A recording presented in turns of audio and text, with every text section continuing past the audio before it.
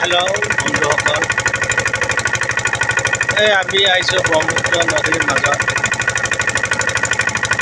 মাছ ধৰিবলৈ। খুব ভাল লাগি আছে, বহুত মনোমোহা দৃশ্য। ইয়াৰ মানুহবিলাকো বহুত ভাল, সহজ সৰল আৰু অতিথিপৰায়ণ। আপোনালোকেও কেতিয়াবা যদি সময় পায় আহিব চাবৰ কাৰণে। বহুত এটা ভাল লগা দৃশ্য, আপোনালোকেও আহিব পাৰে। চাপৰি কিবা এটা এক্সট্ৰা এটা মজা আছে, আপোনালোকে নিশ্চয় আহিব আশা কৰিছোঁ। আহক, সকলোৱে আহক, এই চাপৰিৰ মনোৰমা দৃশ্যবোৰ উপভোগ কৰক।